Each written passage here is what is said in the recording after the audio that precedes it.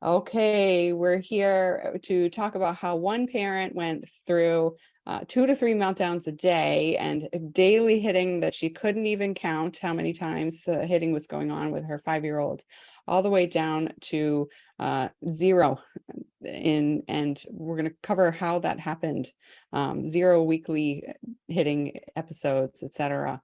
So let's get started.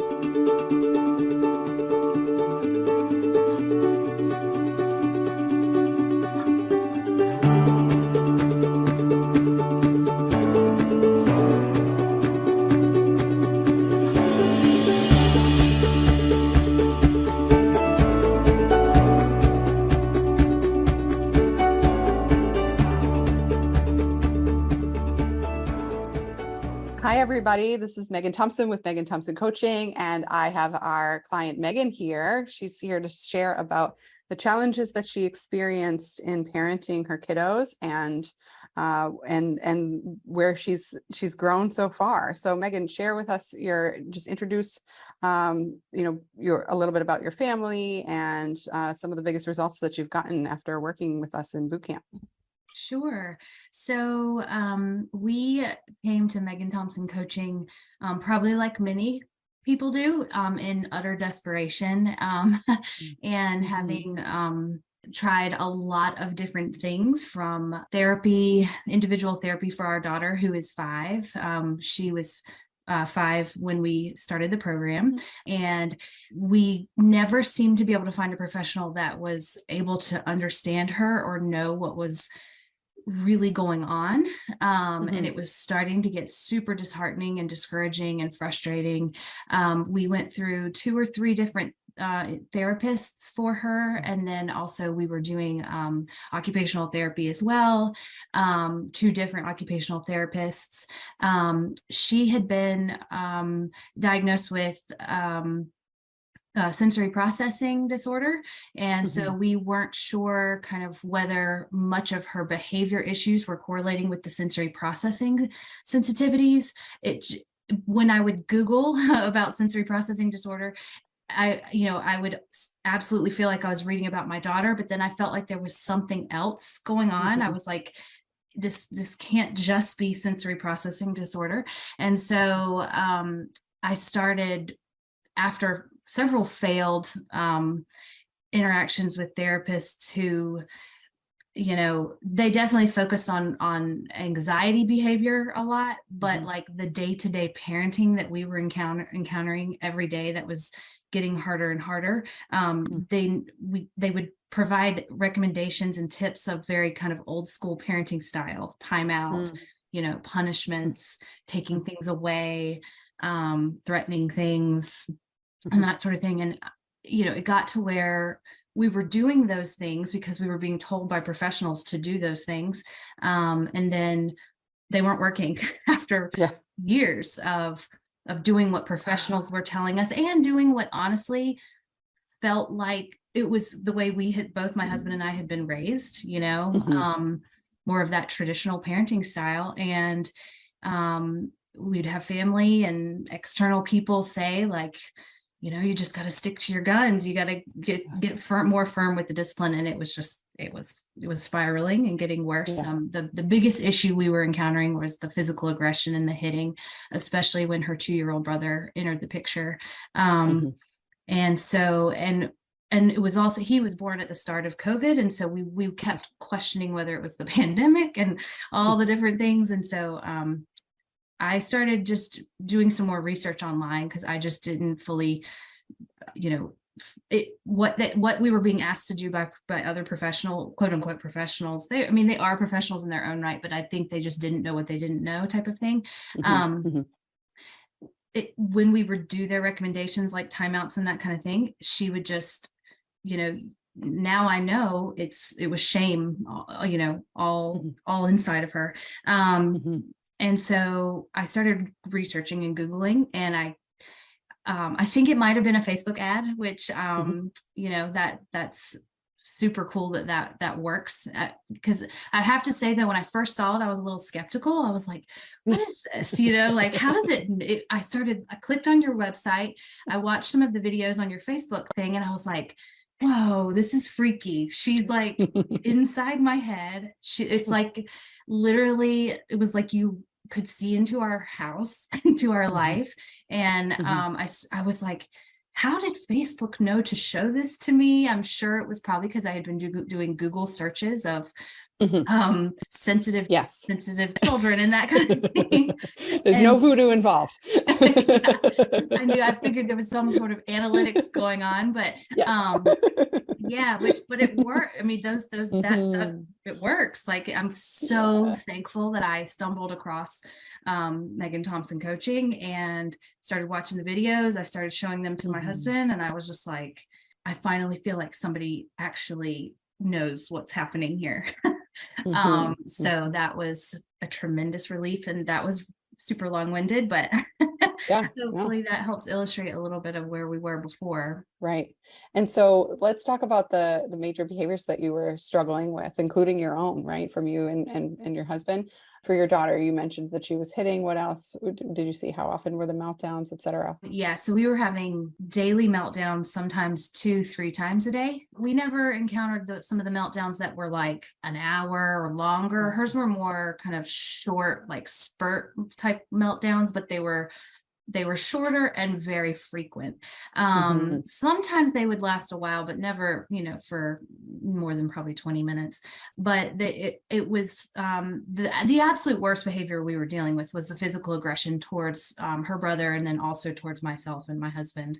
And she would, uncontrollable crying, body on the floor, outbursts in public. We probably started actually seeing some of this when she was around 18 months, and we had no idea at that time what at all was going on. Around 18 months, she would pull her hair out, and we were terrified. We didn't, but we heard that can sometimes be, nothing to worry about. But I now kind of know that I think it had something to do with her being a highly sensitive child. She didn't know how to let out those feelings. Right. And she would get really intense around sensitivities, in terms of her sensory processing sensitivity. She would, loud noises, unexpected things that happen. Anytime something change would come her way, she would, lose her mind, that kind of thing. I think the biggest thing though was just the physical aggression in the house. And that was what was tipping the scales for us of like, we've got to figure out, this is not sustainable. This is not fair to our 2-year-old son to be, living in this environment. And we knew it wasn't fair to Claire either. Like, we knew this was not who she is at her core. And we wanted her to have a good childhood. So yeah. And just speaking to you use the word desperation. I can imagine after searching for years, trying to solve the problem on your own, noticing, we discussed the timeouts. I can imagine also we hear from clients a lot that just ends up making it worse, right? What did you see from Claire when you started using the tactics that the professionals you were working with? And yes, we can call them professionals. They're just not experts in this problem. It doesn't mean that they're like pseudoscience humans, right? Yeah. It's just that they don't know how to solve this problem. So what did you notice that helped you indicate that this just wasn't working? It was like we had seen 2 social workers and one licensed therapist. Was kind of like we were getting the exact same information every time. It was like they were saying, you will start to see a change if you do XYZ. And so we would stick to what they would recommend, but it just when we were implementing what they would recommend with Claire, it was like there was a voice inside both of us that were like, this is just not working on her. We started saying, well, what are we doing wrong? Are we delivering it incorrectly? Or is she just literally going to be one of those kids that's impossible to discipline? And so we just kept getting the same kind of message from everyone. And so they would give us like books to read and things like that. And some of them talked about like positive parenting, but then they would still be recommending like sort of discipline strategies, like, punishments and that sort of thing. And so it sort of felt a little contradictory too. So yeah, we just, after the 3rd therapist who kept giving kind of the exact same sort of old school I guess, I should say Yeah. traditional parenting strategies. Hmm. It was 2 years in to therapy and Hmm. spending so much money, and Yeah. just getting so frustrated that there was no positive outcome. It was like a lot of ebbing and flowing in her behavior, but mostly it was like it was getting progressively more intense. Yeah. The more we would try to use the traditional parenting methods. Hmm. Hmm. Okay. So what made you trust that that something else would work, right? I mean, trying to deal with this for 2 straight years, working with 3 different professionals in the mental health world, 2 different professionals in the occupational therapy world.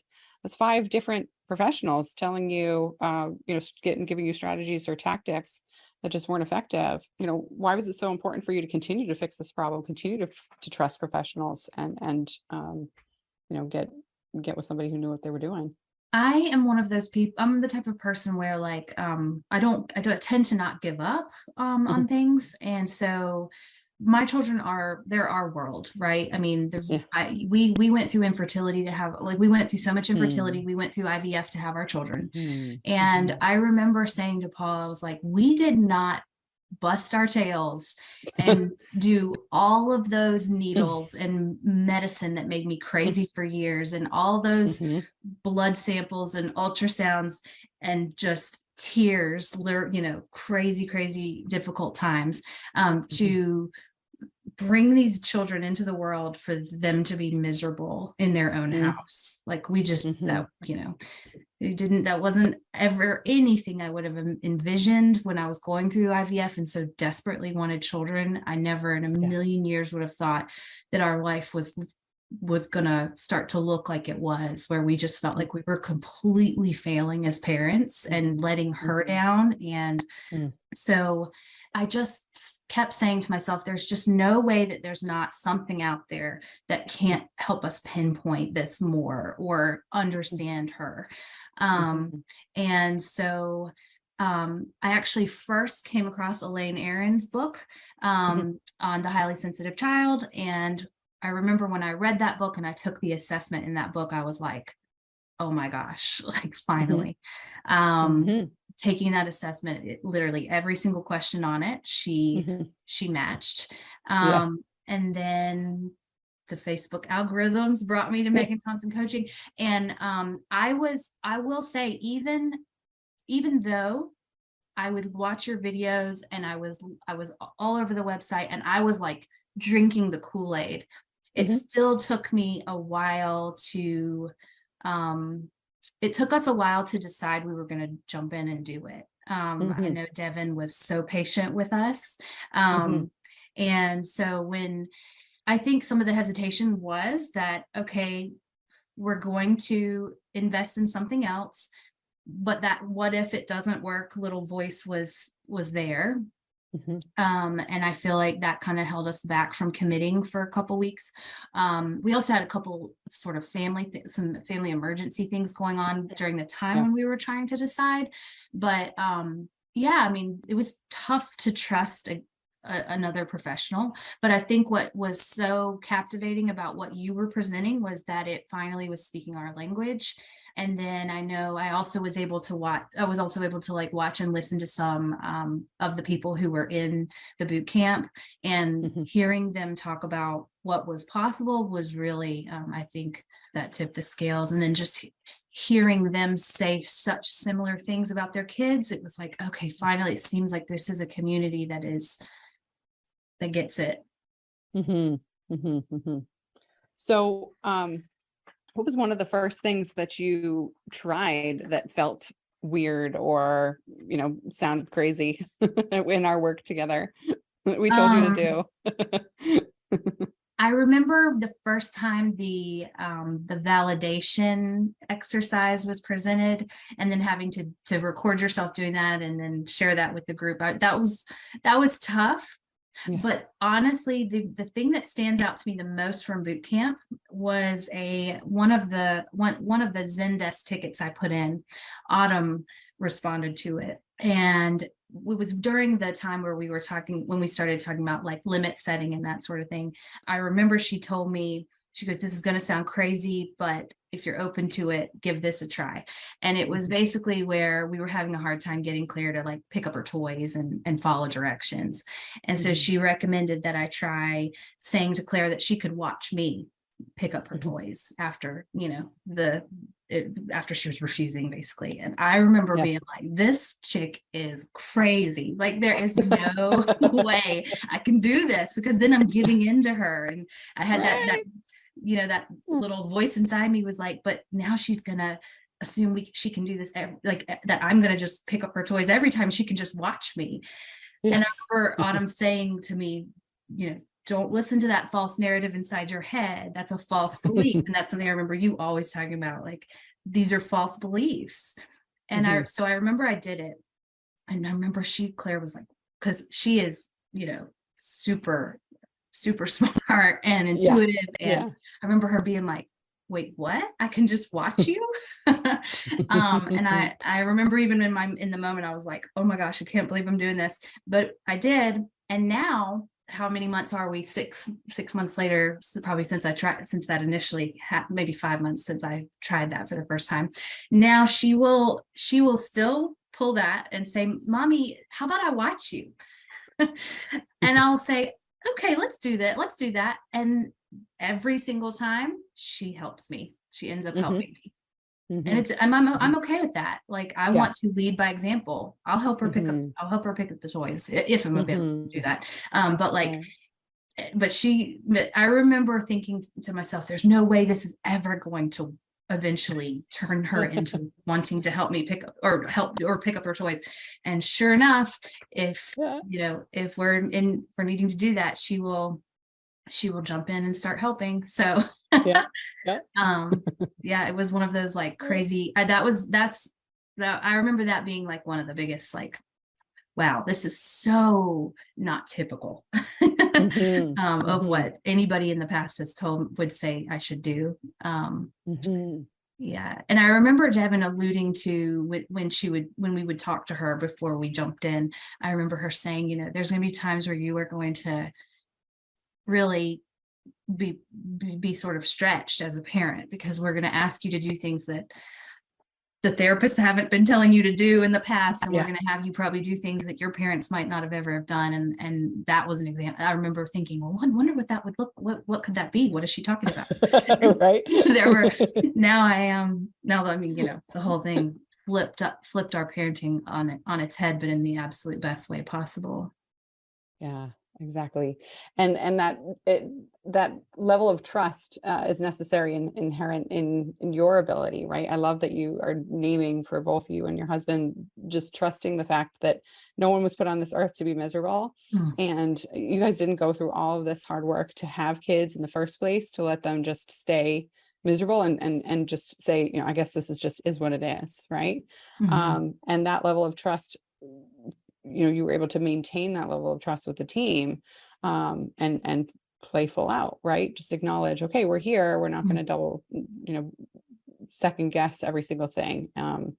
But what I love about our work together and what I remember in terms of your time in boot camp, Megan, is you were excellent at asking questions. And so I just want to champion you in that respect, because there's a big difference between trust and coachability in the sense and compared to blind following, right?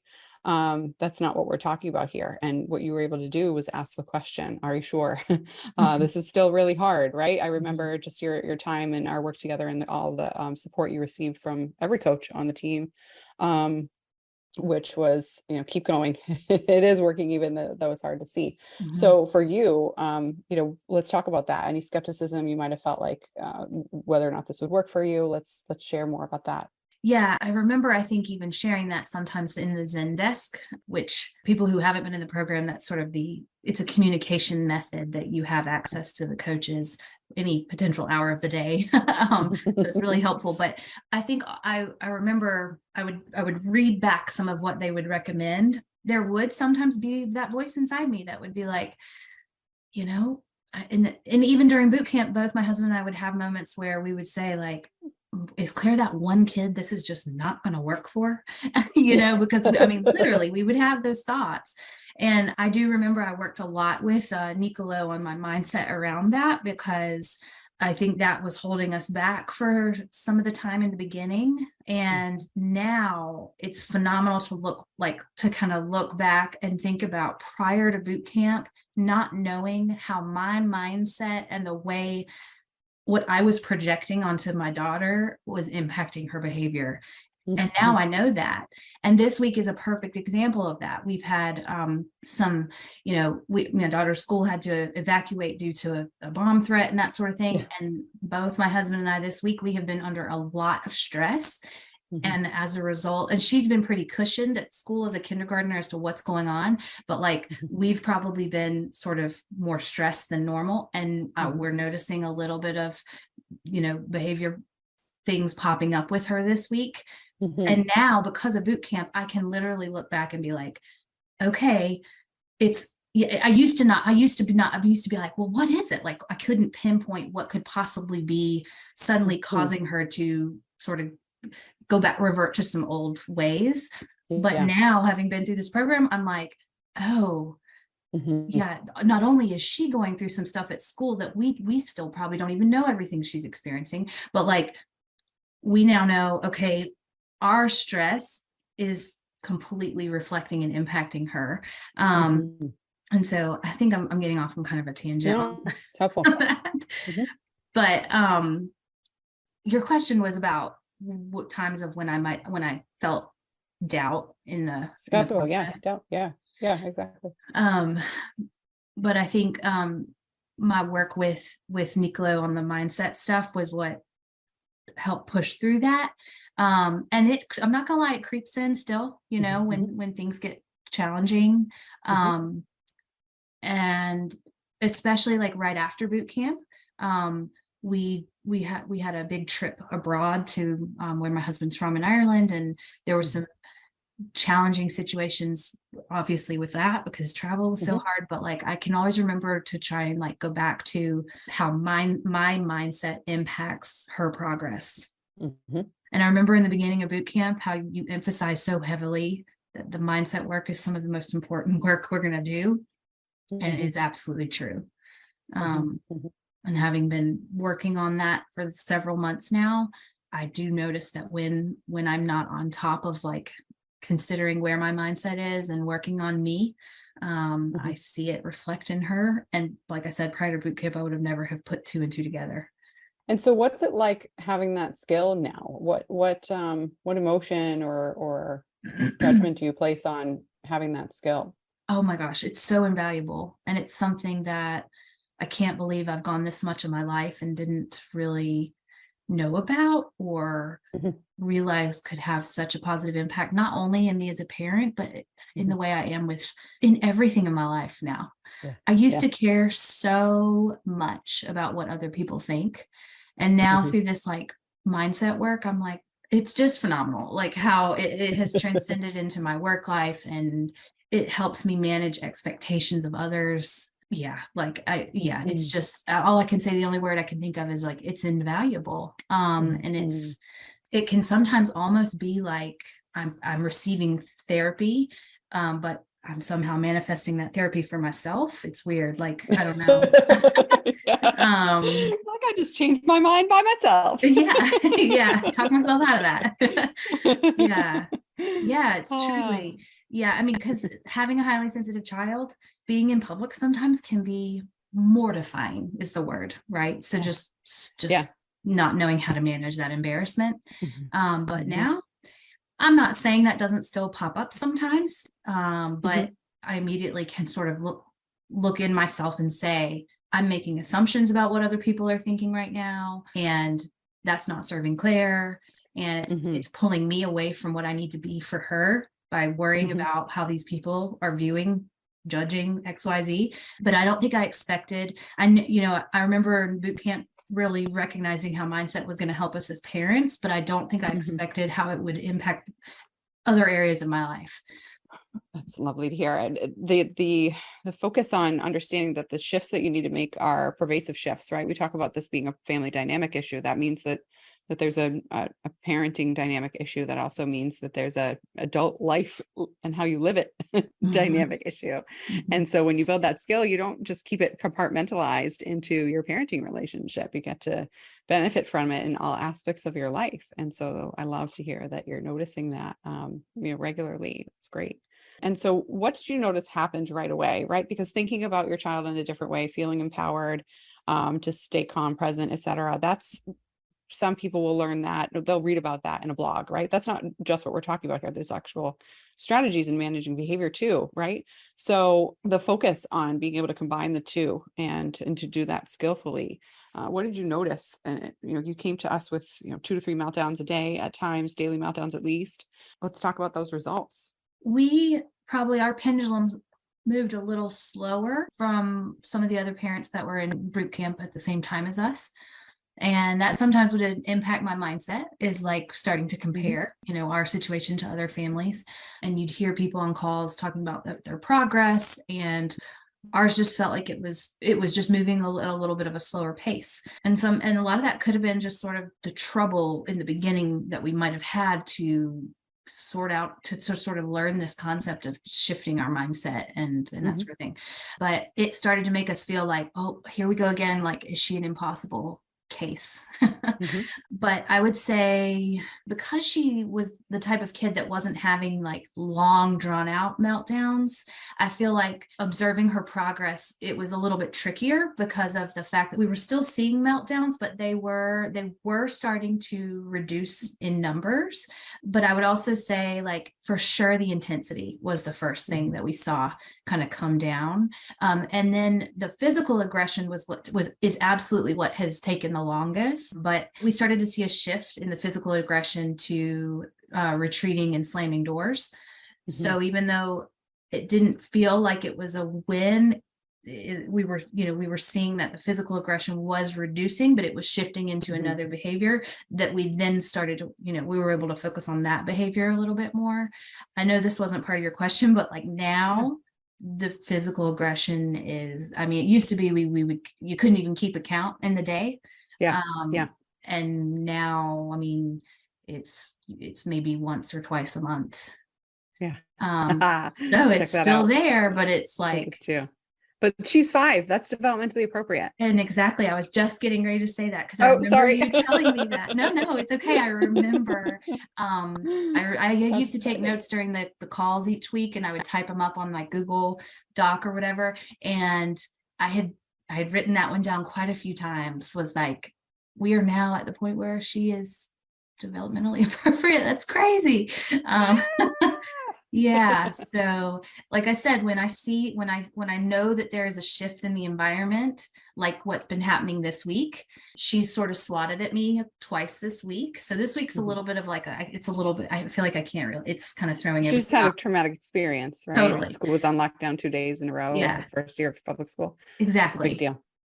Yeah. So exactly. And I know this now. I can now see those things, but yeah, I would say like ours was a slow sort of building snowball throughout boot camp. But I would say like the biggest progress that we've seen has been since we've been out of boot camp. Yeah. That's awesome. That's so helpful because what we're talking about is giving you the skills that you need and transforming the way that you think about your child, transforming the way that you parent your child from the inside out for you, and also from the inside out for her. And some people who come in thinking that this is an 8-week process forget that it's an 8-week skill building process. They think it's an 8-week process from like 0 to 60. Yes. Or 0 to 100 or whatever. I thought that. Right. And so I love that you noticed, holding on to that might have impacted how fast I was able to achieve the goals. But the other part of that is some people can get really skeptical, right? You mean to tell me I just spent 2 years in therapy, got 0 results with 3 different therapists, and you can help me solve this problem in 8 weeks? That's crazy, right? And I love that you're noticing, 6 months out, you've extinguished developmentally inappropriate physical aggression in your home. She's been physically aggressive since 18 months, pulling her own hair out. Yeah. That's beautiful. Congratulations. You did that work. Thank you. You're gonna make me cry. Mhm. I'm so, so happy for you, Megan, in this. I mean, you worked really, really hard, right? Like I said before, those first couple weeks in boot camp, it was tricky for you to believe that this was possible for your family. Mhm. And yet you didn't hang up your hat. You didn't hang up hope. And that's why you're here, because you envisioned a bigger picture for your family and you trusted that that was inevitable. Mhm. And you did the work to get there. Thank you. Mhm. So we see a little bit about what's available to you today. I just want to name this more for our audience listening in, right? What you're able to hear, traumatic experience, your daughter's in lockdown for 2 days. Obviously, you guys get feedback on that from the school, not being able to do anything about it because of how the systems work in that respect, right? Can't go up to school, pick her up, right? Mhm. So there's trauma going on and trauma response for all three of you in this experience, being separated from each other, and she swatted you twice, right? Like think about that. The pervasive skill set that you've supported her in developing in the last 6 months means that when she's experiencing a life-threatening event, and you experience the threat of a life-threatening event of your daughter, even if she, like you said, even if she wasn't aware of what truly was going on, she can sense it. She's highly sensitive. She can tell Absolutely. Yeah. that there's trouble in the air. And so we see, this is what we see, right? But children who haven't pervasively learned those skills, they have ebbs and flows. They have patterns of good days and bad days, right? Mhm. If you want to speak broadly like that. But what we're seeing for Claire is that at the high level of stress, this isn't a fluke. Okay. The progress you've made is not a fluke. She has pervasively changed how she deals with stress. I Mhm. mean, case in point, what just happened this week. And we were scheduled to meet 2 days ago for Mhm. this interview, Mhm.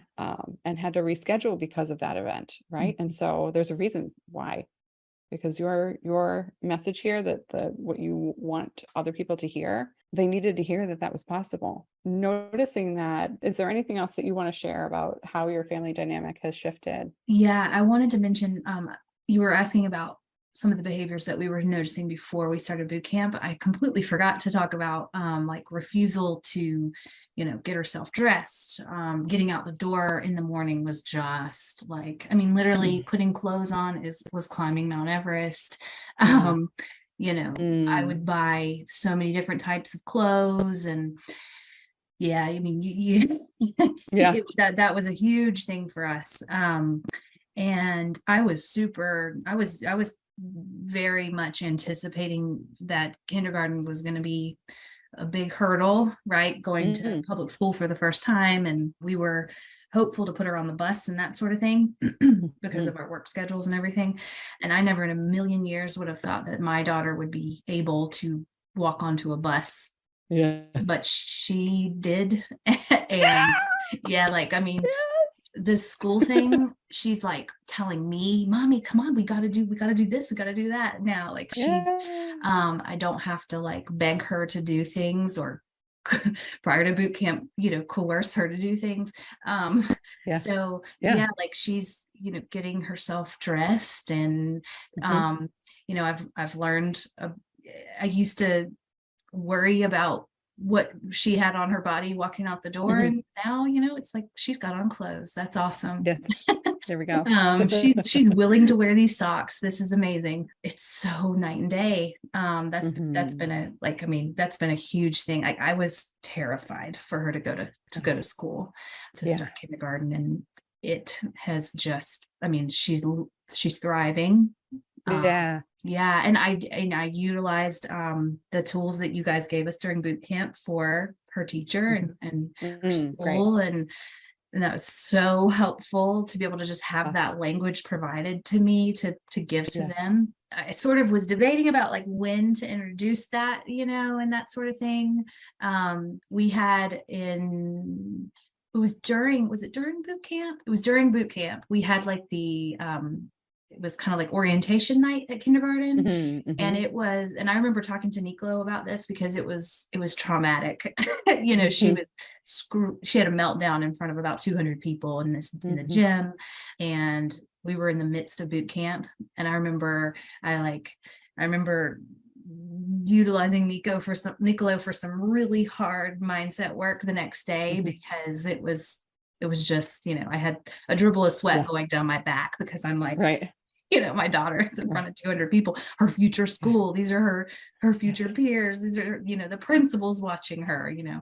and How am so I going to make friends with all these parents? Yeah. yeah, exactly. And so kindergarten was a big thing of like, just there was a lot of anxiety there for me about that. And it's blown my mind how she's Yeah. doing every morning. There's still, I'm not trying to paint a perfect picture. Like she, but in the whole collective, it is like, just, it's night and day. There's still a time when I've bought her a pair of shorts and she refuses to wear them. Yeah. But Right. I've learned strategies to work around that, Right. Exactly. Claire's able to be herself and you're able to honor that.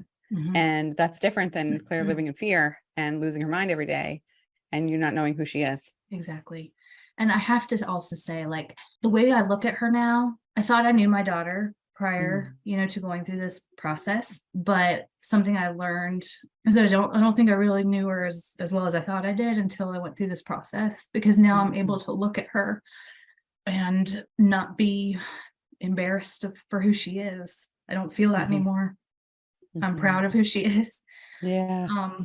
And I can see how many strengths are gonna just shine through in her life. Being highly sensitive, it's a superpower. Yeah.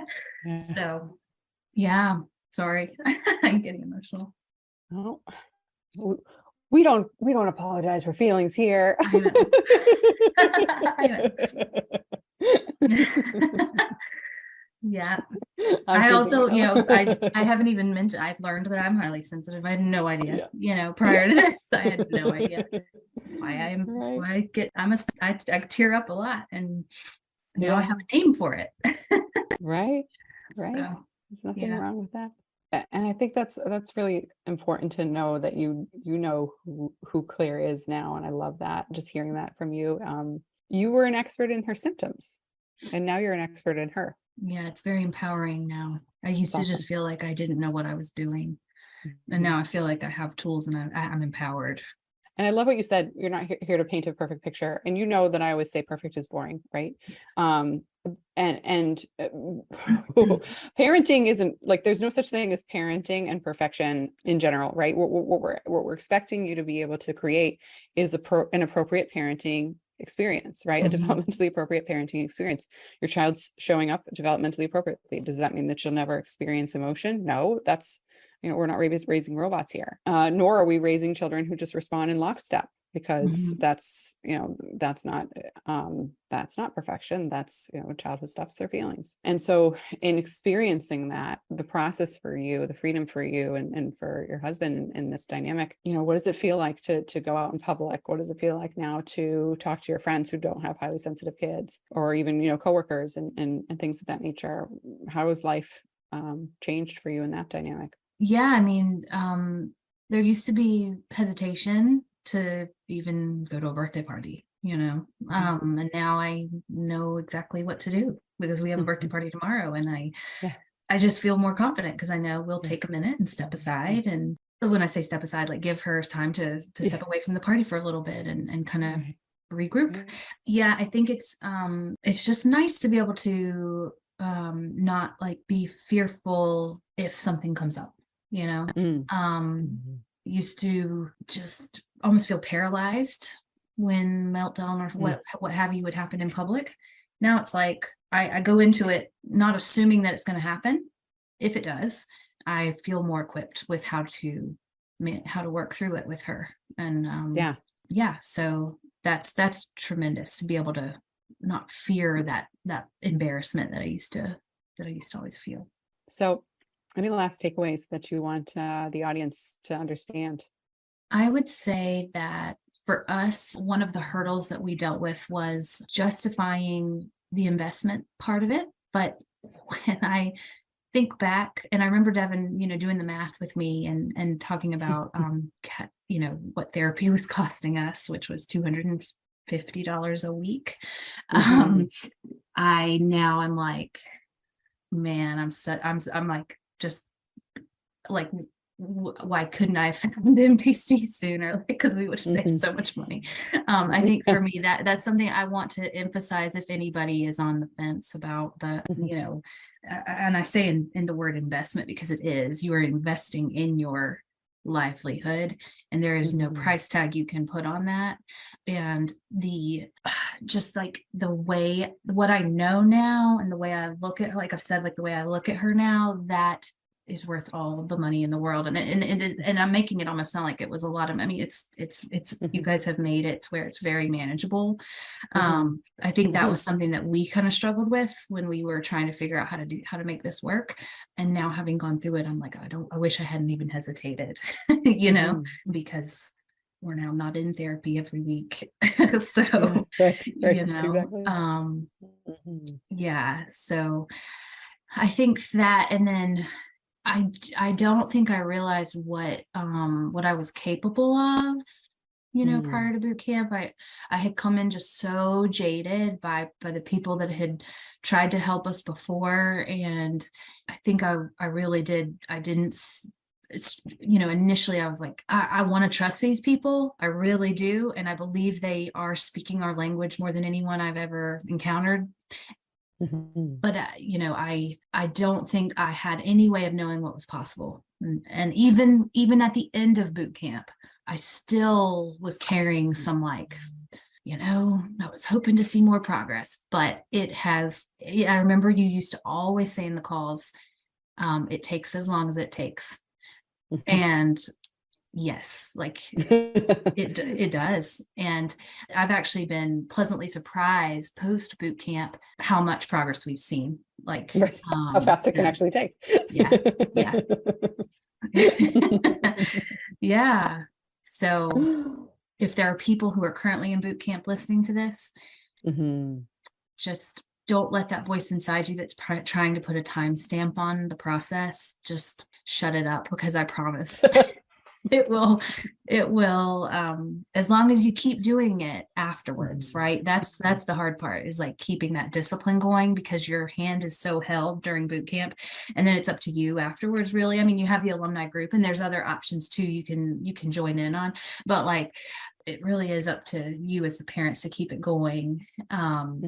And so, and just kind of like really trying everything they tell you to do in boot camp, because it having that same discipline afterwards gets harder, and it's scary to leave boot. It's very scary. I remember feeling like, oh my God, like, what am I going to do? I don't have these people I can send a message to.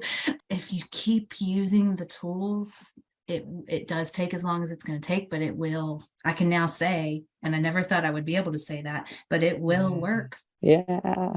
That's awesome. Yeah. And Megan, halfway through our conversation, I was going to talk to you about this after our interview, but I'm going to say it now. One of the celebrations that you mentioned, especially with Claire going to kindergarten, my initial thought was, why haven't we seen that in the Facebook group? I know. You do need to build your community. I know. So I'm going to call you out here. Absolutely. Put that in the Facebook group before this goes live. I know. So like we had this is not an excuse, but we had the most insane summer ever. I mean, we had not traveled in 2.5 years, and then we blew it out of the water this summer.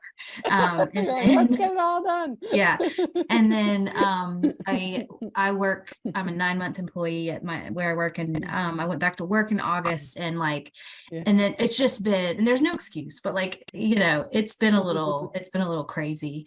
And I think isn't that so typical of a human, where it's kind of like when you get bad service, you're more inclined to like write a bad review, but if you get good service, it's you got to push yourself to like talk about the positive things, and so that's something I need to focus more on and share those celebrations, because I tend to keep them to just myself, and that's not good. So yeah. Well, you heard it here today, folks. Megan's going to celebrate in our alumni group. Yeah, I will. Now that I'm back into a routine, Right. I need structure and routine. Like when I'm off on the summer, I'm a mess. Like I need, when I'm working, I'm much better at getting things done. Good. Well, we want to hear from you. We want to see you and cheer you on. So, and I love being able to spend, I mean, think about that, right? Like feeling disconnected from the community and yet still achieving all of what you've achieved. So look what's possible for you with even more top of mind communication with the Mhm. grads. So that'll be exciting to see what's next for you. Look forward to hearing about it. Yeah, thank you. All right. Well, thank you for your time. It was lovely speaking with you, and I'll talk to you soon. Yeah, thank you so much, Megan. Sure. Bye. Bye.